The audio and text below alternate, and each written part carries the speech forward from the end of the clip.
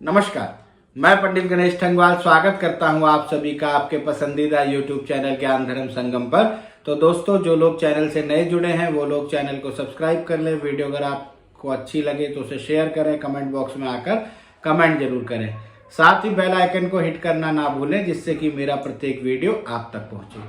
तो दोस्तों, आज की कहानी का शीर्षक है सोच सोच का फर्क।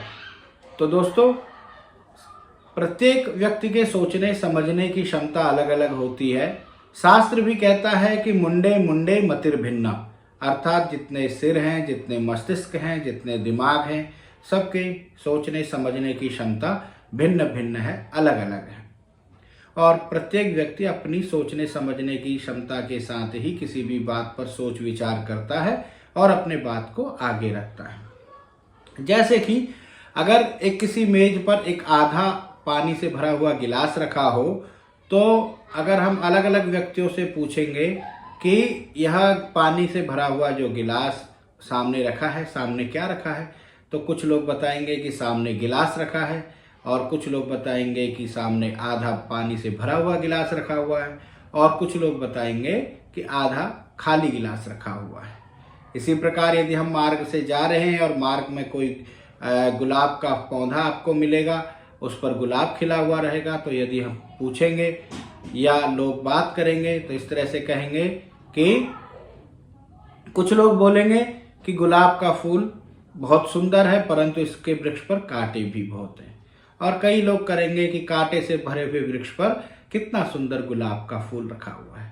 तो कुल मिलाकर दोस्तों, सबके सोचने समझने की क्षमता अलग अलग होती है, अपने बात को रखने की क्षमता अलग अलग होती है।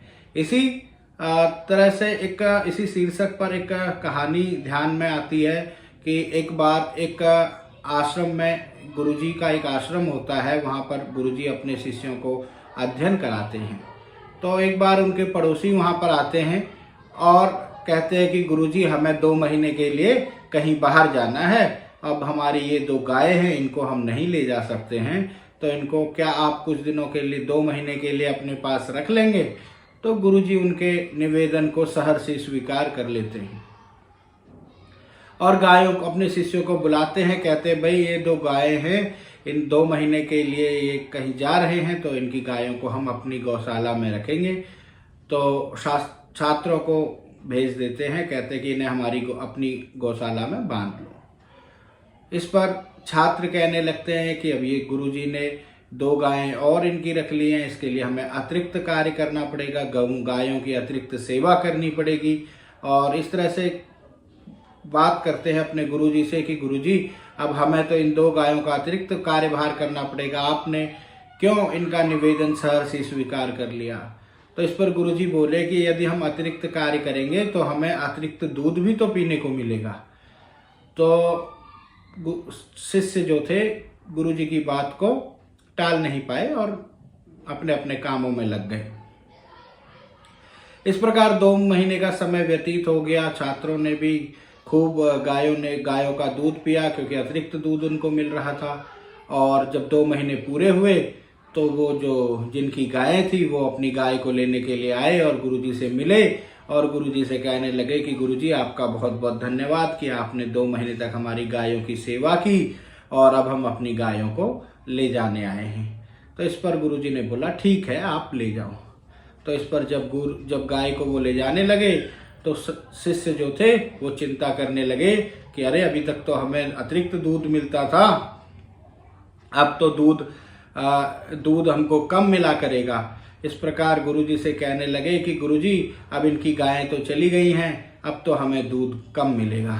इस पर गुरुजी बोले कि कोई बात नहीं, 2 गायों की सेवा भी तो हमको कम करनी पड़ेगी, हमारे कुछ काम और हो जाएंगे।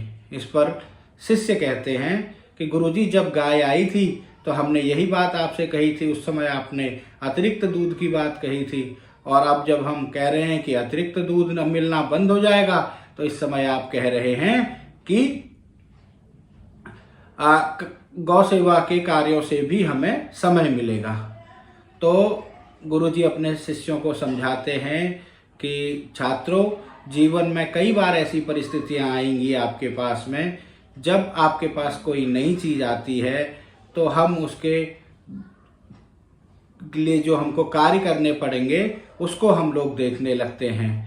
और जब वह चीज़ हम में आती है उसके हम दुर्गुणों को देखने लगते हैं। परंतु जब वह चीज़ हमसे दूर जाने लगती है और हम उसे अपने व्यवहार में हमारे व्यवहार में आ जाती है और उसके बाद वो हमसे दूर जाने लगती है, तो हम उसके सद्गुणों को देखकर हमें उसके विषय में चिंता होती है। तो ऐसा नहीं होना चाहिए। ऐसा ही हमारे रिश्तों के विषय में भी है। जब तक हमारे रिश्ते हमारे पास होते हैं तब तक हम उनके दुर्गुणों को देखते हैं, और जब हम उन रिश्तों से अलग हो जाते हैं और फिर उसके बाद हमें उनकी याद आती है और उन रिश्तों को हम उनके सद्गुणों को हम लोग देखने लग जाते हैं। तो दोस्तों, सोच सोच का अपना फर्क है। जब कोई भी वस्तु आपके जीवन में आती है तो उसके दुर्गुणों को नहीं देखना चाहिए, उसके सद्गुणों को देखना चाहिए। और जब वह आपसे किसी भी तरह से अगर आपसे दूर हो रही है तो उसके सद्गुणों के प्रति, क्योंकि चीज़ को तो जाना ही है, अगर आई है, जिसको जो भी संसार में आया है उसको तो जाना ही है, तो उन चीज़ों को देखते हुए उस समय उसके विषय में, उसके सद्गुणों के विषय में, उससे जो हमें लाभ मिल रहा था उस लाभ की चिंता नहीं करनी चाहिए। आज की वीडियो में इतना ही। नमस्कार, धन्यवाद।